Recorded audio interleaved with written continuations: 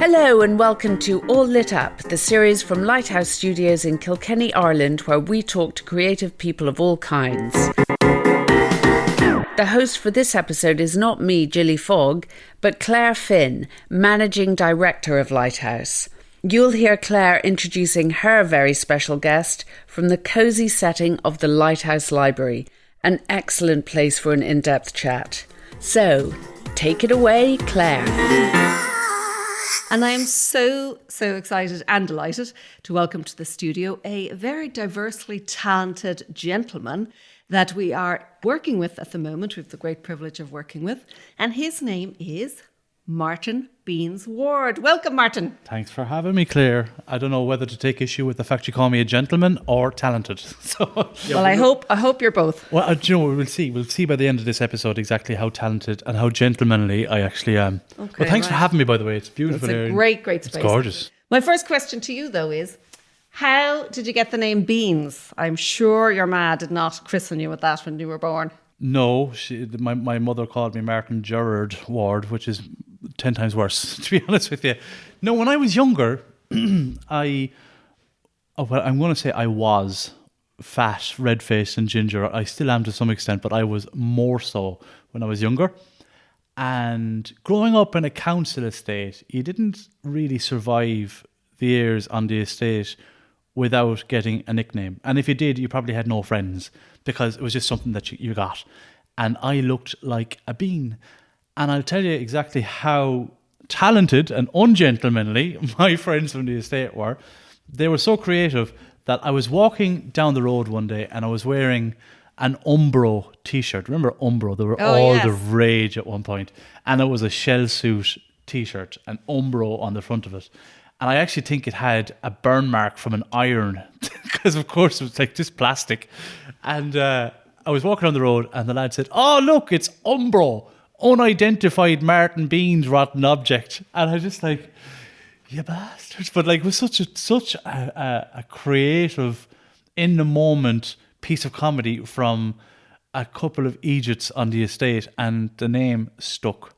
But when I got to 18, 19, when I started to get involved in comedy, I was like, well, if everyone knows me as Beanz, it'd be nice to differentiate myself from the other 5,288 Martin Wards in Tuam, County Galway. I was like, if I already have the name as a nickname, why not use it as a stage name, as a moniker? And that's how it stuck. Ah, okay. I thought it was because you ate loads of beans when you were young, but obviously not. I hated them when I was younger. I love them now, especially pinto beans and turtle beans. But I actually didn't like beans when I was younger. That's very posh now, Martin. We only grew up with baked beans when we were young. We did not have pinto beans and what other kind of beans. Well, I'm not just an Irish traveller. I'm an international traveller, right? You are referencing something. We are a global podcast. So you've referenced already twice that you're a traveller. What does that mean to our global audience? To explain. Well, dear global audience, Irish travellers were once seen as the aristocratic families within. I'm only joking. We were totally nomadic at one point in our history. We don't come from being displaced farmers during the famine, as was a great fallacy that was told. We predate that by several hundred, if not up to 1,000 years. We were always what is, I suppose, you could say globally known as an itinerant type of community. Although I kind of take issue with that word as well, because that means that you've got no abode, no itinerary. You don't know where you're traveling to, or it's constantly traveling, which means that there's no sense of home or homeland, which is ludicrous, because we would have had traditional stopping places where we would have, traveled from, say, Galway to Dublin. We would have stopped in various different sites along the way, and all of those places would be home. But a lot of our nomadism was then criminalised through successive policies with the government. I think the major one was in the 1950s with the Social Welfare Act, and that came at a time when plastic was introduced into Ireland, and our main source of economy, which was tinsmithing, was kind of being done away with. Essentially, it was, that's just modernity kind of kills culture and tradition. And that was a prime example with our community and our culture. So we started to struggle financially and to support ourselves. We never needed social support at all up until this point. We were very self-sufficient, lived off the land, and in actual fact, we were the very first type of upcycling or recycling communities in Ireland. We were the original environmentalists, in Ireland. And then in the 1960s, with the Social Welfare Act, that meant that in order to get social welfare, you had to have a fixed abode. So during a time when there was massive poverty in the 50s across Ireland, Irish travellers were then further marginalised, and without their usual traditional source of economy, they relied on social services. And then in 1963, there was a report on the Commission of Itinerancy, and that was a report by the Irish government to find a way to solve what they called the itinerant problem in Ireland, which was an assimilation policy. And they said in the policy that within a generation or two, we can end the itinerant problem. And how did they go about doing that? Well, in much the same way that they did to itinerant families or communities across Europe, they broke the generational chain. They institutionalized their children. Because if you can institutionalize the children, you can, what they call, re-educate those children and bring them back into the fold, which was to assimilate. It wasn't to integrate. Integrate is to respect each other's tradition and culture. Assimilate is to say, your culture means nothing to us. You need to buy into ours in order to survive. That's who Irish travellers are. And today we're not even, you couldn't even say we're semi-nomadic, because in 2003 the anti-trespass legislation was brought in, which meant that travellers stopping on all of those traditional stopping sites that I mentioned earlier became criminal. They saw us as vagrants and vagabonds, something to be criminalised. That's who we are. Sorry now to go down, just so that you pushed me down that rabbit hole. How dare you? Well, I didn't intend to get onto it so early, actually. I was definitely going to get to it. So I probably will come back to it in a minute. But you studied sociology, is that right? And politics in college? I did indeed, yes. And why choose those subjects? Well, for sociology, I have a deep interest in things like social stratification. That's one of my favourite buzzwords. And I suppose intersectionality as well. And big up to Kimberly Crenshaw, the person who actually created and coined the term intersectionality. She was a black woman in the US who never gets credit for this this term that's used. And I was so interested in that because what Kimberly... So it all came about with a court case that a black woman was overlooked for a job. And the argument was that she was overlooked because she was both a woman and because she was black. But the judge at the time said that I can only adjudicate on one thing. It can't be more than one. And the argument around intersectionality was, but no, actually it's multi-layered.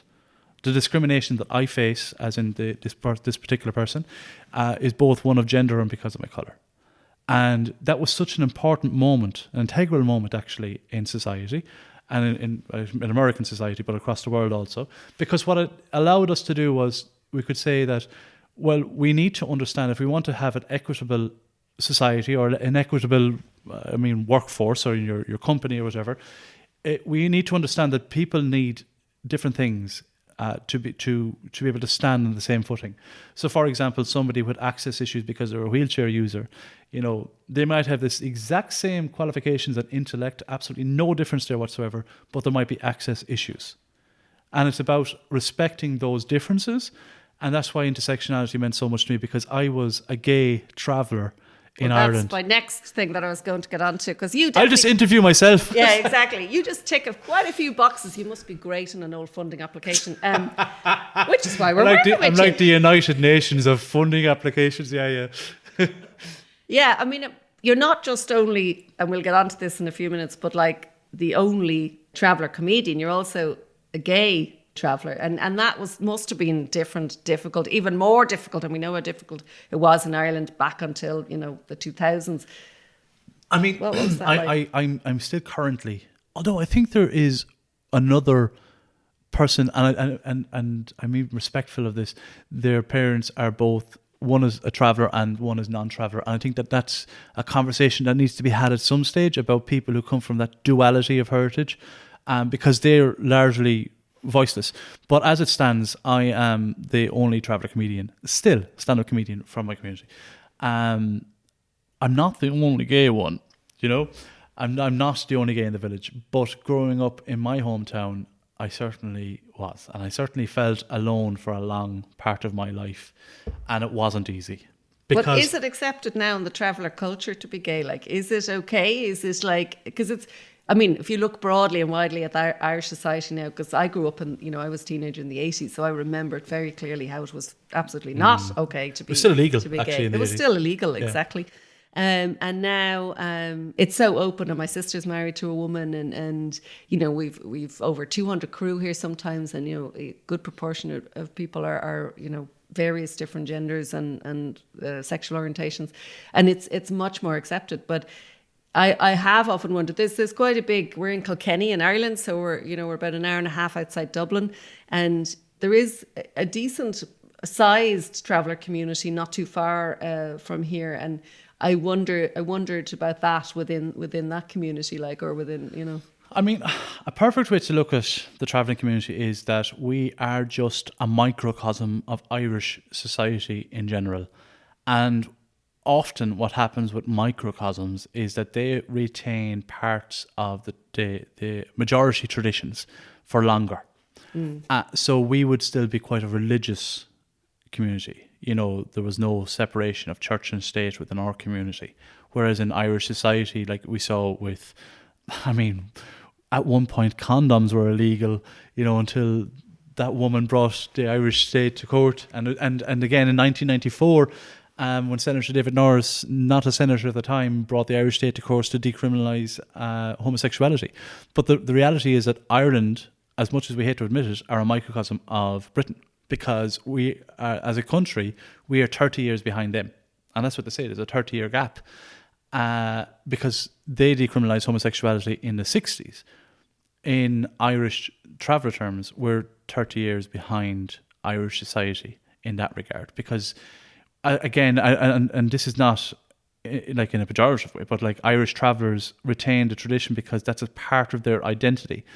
And when you're oppressed for so long and you're on the margins of society, you try to retain those cultural identifying markers, because otherwise you lose all sense of who you are.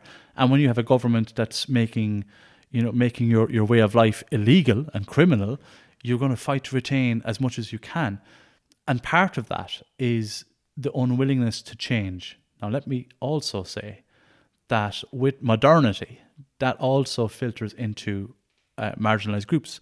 And whether travellers want to admit it or not, and it's not as bad as it was in the past, you know, gay people aren't created only by straight people, really, when you think about it. You know, it's we're born this way. This isn't a product of society or television. We've always been around. We just always had to hide in the past. So there've always been gay travellers. And it's only now that some of them are coming out. And, you know, the Irish travelling community might be traditional, but they're also moving with the times, because one thing we love our family. And we have the highest rate of suicide per capita in Europe. And that's there for a reason. It's because of oppression, it's because of many different things. And to add to that, an LGBT traveller is far more likely than the average traveller to take their own life.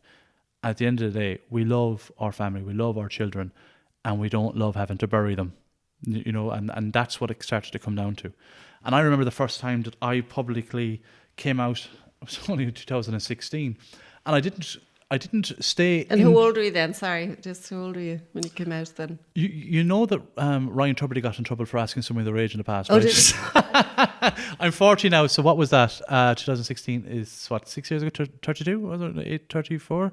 So I was 34. Oh, so you were quite, But I didn't stay in the closet out of fear. I also grew up in a house where we didn't talk about who we went to bed with. And my brothers didn't do that about the girls that they dated. It was just, we didn't grow up in a house where we talked about those types of things. But you're most Irish houses. 100%. I was going to get to, yeah, I was going to say that. They don't talk about those kind of things. I mean, yeah. Sexually and emotionally stunted is what Irish people are in general. We don't like public displays of affection. If somebody went around, like, we thought that hugs were something American people did on American TV shows. You know, it's like, well, don't you think that's changed now? Well, it's changed. I mean, I hugged you as soon as I saw you. Yeah. It was like we are more huggy, but that's because we're becoming more individual, and we owe a lot to our global global listeners, we do lend a lot. We take their lead on a lot of things. I mean, if you look at civil rights movements, like that all started in the US, and Stonewall and a trans person, and and then there was the African American community had to fight for theirs, and then there was the Native Americans, so that we take on board all of that. And we eventually filter that into our own society.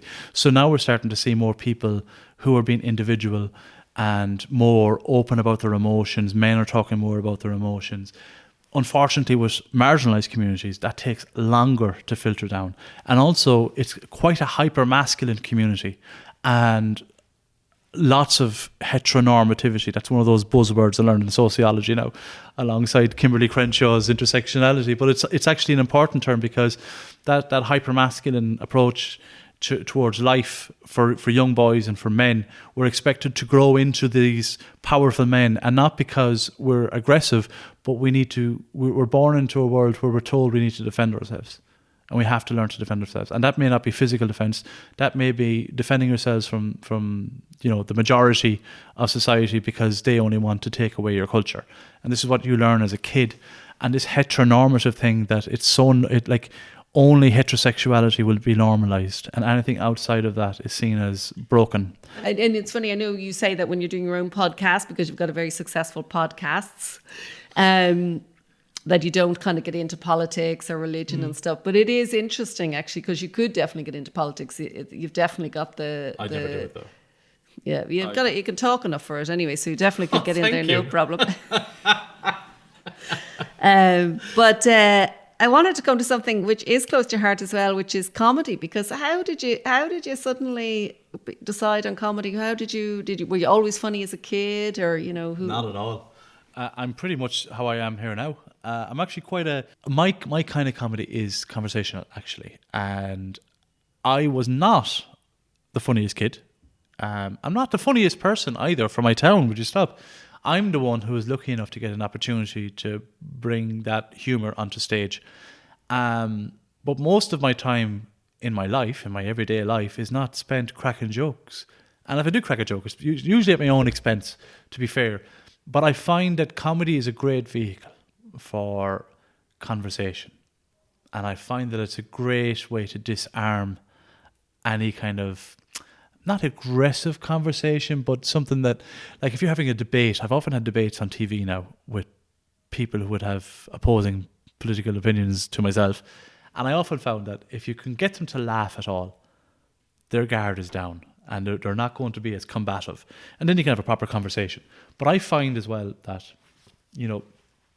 with comedy, like when I wrote my play, for example, I wanted it to deal with, look what it deals with. It deals with suicide, sexuality, discrimination, being a traveller, the death of an elder, saying goodbye to a culture. And I did all of that wrapped up with comedy, dark comedy, because I think that the two of them can go hand in hand. And I think that's a very Irish thing, by the way. And maybe some of our global audience can maybe chime in on that. But I have noticed and I've observed with Ireland that when we have a highly emotive situation, we always try to crack a joke. And I mean, I even have it in my play when you go to the dead house, which for those listeners that don't know what a dead house is, it's the funeral home. But traditionally in Ireland, the body of the deceased would be laid out in the family home, usually in the sitting room or something like that, open casket, and people would come to say goodbye and cry and all of that kind of stuff. It's part of the wake. But at every funeral, you'll always get the men around the side, it's usually the men around the side of the house, cracking jokes. And I was 16, 17 when I went to my first proper funeral. And I remember seeing these older traveller lads laughing and joking. And I just noticed that they were all red-faced. And I was thinking they're all laughing and joking. And then as I got older, I went to a few more funerals. And I noticed that they're all still laughing and joking. But my father pointed out to me one day when I said, "Why is he laughing?" I said, "There's no respect." He said, "They've got loads of respect." He said, "Sure, they know, it was my grandfather. They know your grandfather longer than you were alive." It's like, "That's a friend of theirs is after dying." And I said, "Why are they laughing?" I said, "Because if your grandfather was here, he'd be laughing beside him." He's like, "That was the way." He said, And I was thinking about it in a more kind of academic way, because of course I want to be thinking about it. I couldn't stop thinking about it. I was overthinking about, ruminating about this whole, how emotions are different with men, and especially around death, and how to regulate their emotions. And laughter was a gift to the people around them. And there's a line in my play where I say, force laughter from the men, because 'tis only the silent ones that suffer from the swollen throat of choked emotions. And we all know what choked emotion, that lump in your throat when you're trying to hold horrible. back. Yeah. And it's not a normal thing. It's not actually natural. We're forcing back an emotional response to an emotional situation. And Irish people are emotionally stunted like that, and especially Irish men. We don't deal with our emotions. It's like if we cry, we're less of a man, which is another line in my play.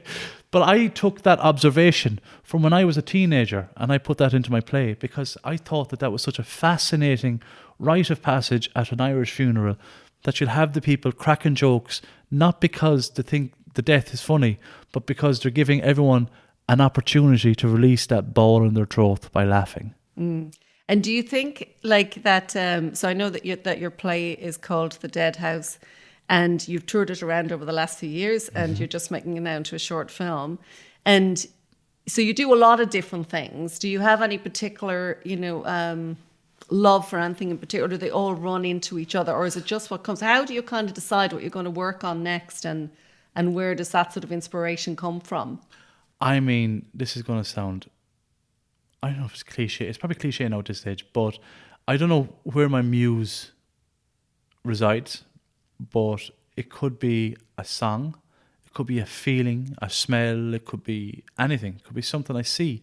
I mean, The Dead House, that whole play, was based around the fact that my grandmother had just passed. She was the last of the elders, the last of my grandparents, the last remaining connection to an era where travellers travelled.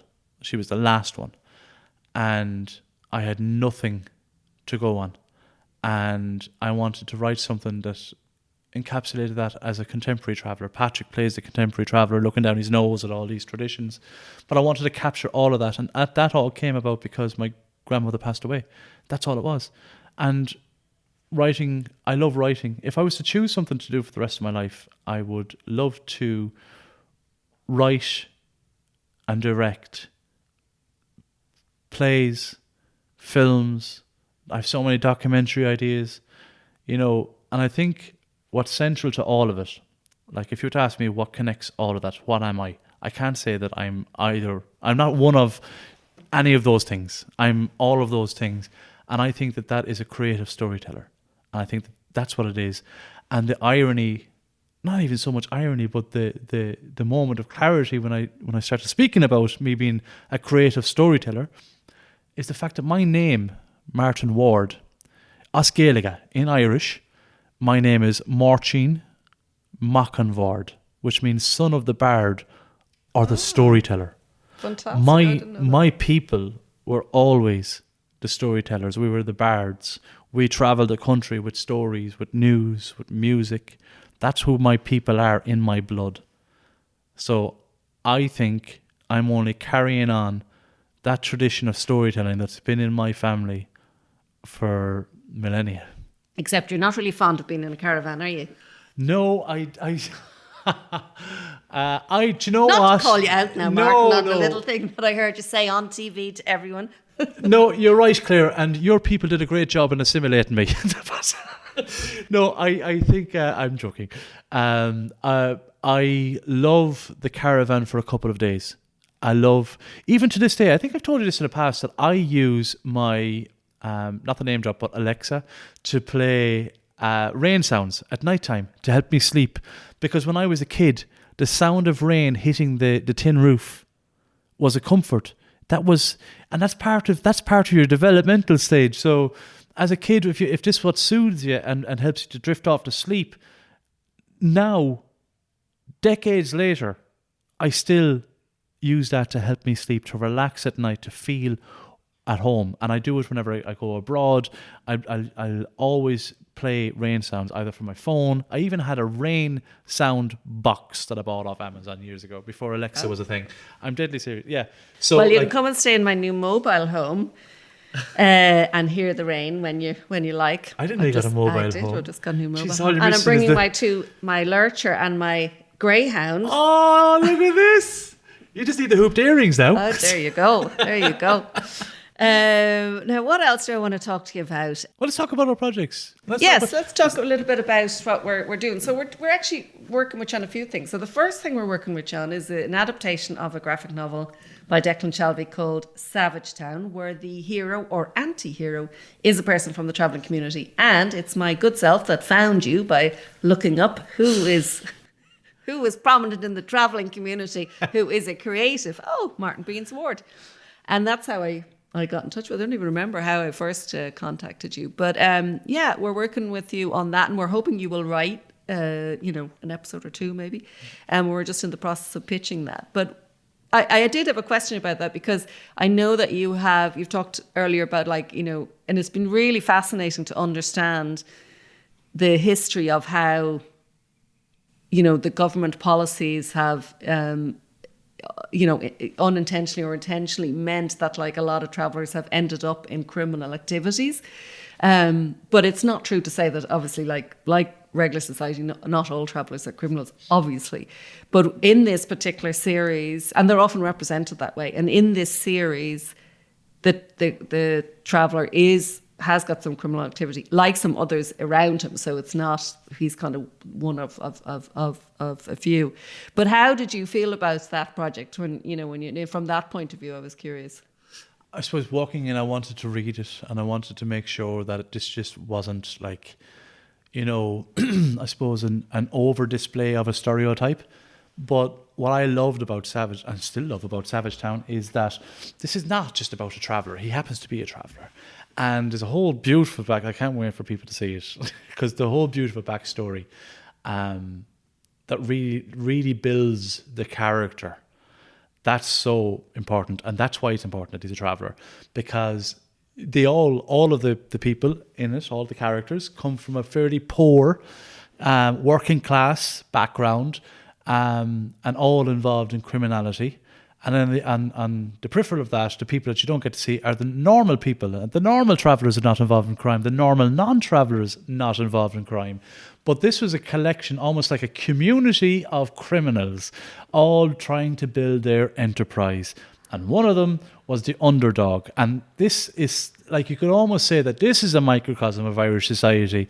And you could look at it, if you take the criminality out of it, they're entrepreneurs and they're all fighting to get to be that top dog. It's almost like Super Quinn, Quinsworth and Dunn Stores back in the day. They're all fighting to be that top entrepreneur, that top retailer. In this case, it's a retailer of narcotics. And that's to maybe oversimplify it. But what I love about it is that it's true to form, because he hides who he is, because there will be ramifications for that. The story keeps in, and I have to say Marcus is great with the writing as well, some of the stuff that's in it.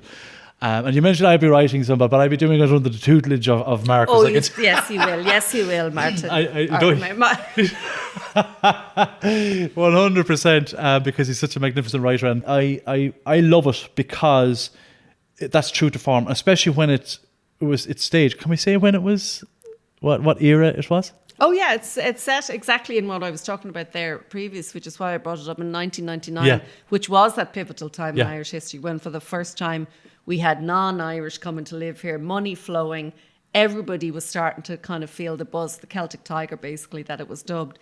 So that is crucial to this particular point in history, because people on the ground still ended up, talking about poverty, just remained in poverty.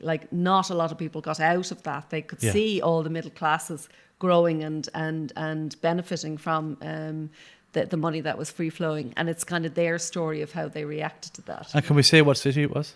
Oh yeah, we can. So Limerick City, which during the 90s, there was massive upheaval, and severe poverty, underdeveloped housing estates. Criminality was across the board, but all of that criminality was centered around coming from poverty, and that was the commonality, and that is the commonality of Savage Town, is that these are products of their environment. These are not innately horrible, evil people, like no child is, but they grew into being these characters, and most actually out of survival, and that's what I love about it, because it's a real human thing. It's just you're depicting the criminal part of society, but it's done so well, and also just even the stories behind it. Like, I won't go into the character names because that's not for me to talk about. But even his relationship with his Bjor. Bjor, by the way, is a traveller word for woman. The relationship is so real as well. And then I'm not going to give away but anyway, it gets very... Give it away. No, we it can't. Put it out yet. No, it's a plot. Oh, it's a plot. Yeah, it's a plot. Have you not read the script? Oh my God. I don't know which plot you read. There's a lot of plots in it. It's amazing. And you know what? What really excited me about this was you can be so creative with animation. You don't have to worry about the lighting on the day. You don't have to worry about that actor delivering their line or getting the facial expression. You get to create it, fresh page. This is what we want it to look like. You can get it pitch perfect. That's what I love about backing a script up with proper animation. And that's what really excites me. It's an area that really interests me. Oh, great. And then I wanted to ask you just I see you looking at your note there. The Wanderly Wagon. When we were kids, we used to watch a show called Wanderly Wagon on RTE, and it was a gentleman called Forty Coats, and he had this wagon, which was an old school wagon, and you've just told me something. It wasn't old school, it was like a made up wagon. My mother told me when they watched that when they were younger, they lived in tents and an actual wagon. They said, like, that's not a proper wagon at all. It's like it's too big inside. There's no way they had that much space. And she said, and sure, 40 coats? Sure, we were lucky to have one coat, and that was between us all. So it was like, but that was the settled person's view of what that romanticized version of nomadism would look like, and there was never a rainy day in that show either, if you notice. Sure, it's just television. Yeah. Just television. I'm not sure we picked up that it was meant to be travellers. I don't know. I didn't pick that up. Now, what is? I think we're probably coming to the end. Tell me something that I don't know. That you don't know? I'm a poet. I've been writing poetry since I was 11 years of age. Oh, right. Well, would you like to give us a few words to close us out? Do you mind if I have a look? I have have a look at your phone. I have do you want? I have two beautiful poems, to be fair. What kind of one do you want? Do you want one about the culture? You give me a poem that you feel is you. Is me. Whatever you feel like in the moment, right now. Okay, all right, I get you. I have two lovely ones. But one I'm going to read. It's about travellers, about wagon. Just because we're just talking about it. It's called Home. Now, if you see in the picture, I'll actually send you this picture so you can put it up with the podcast. So people can see. It's a wonderful picture. Really. It's amazing, actually. This is my grandparents not long after they got married, and this is their nephews and nieces coming to see them, and that's the wagon, the old wagon, and that's down between. I think that's in the valleys of Connemara, which is the west of Ireland in Galway. And what year would that have been now? Oh, you're looking at 9. Oh, I'll tell you exactly when it was. And here's another little crossover. I mentioned the 1963 report earlier. In the same year, this picture was taken, and it's by a photographer. His surname was Tilbrook, and it's in the Tilbrook collection in the National Library in Ireland. And it was taken in 1963, the same year that the government had a report where they were going to assimilate travellers and end nomadism and itinerancy. The same year this photographer took this picture, and I just think that there's such a crossover. That's a change of an era, and they were in my mind, that generation were the last of the thinkers. But this poem I call Home. Thundering wheels follow the steed, a lopsided wagon when a home is of need.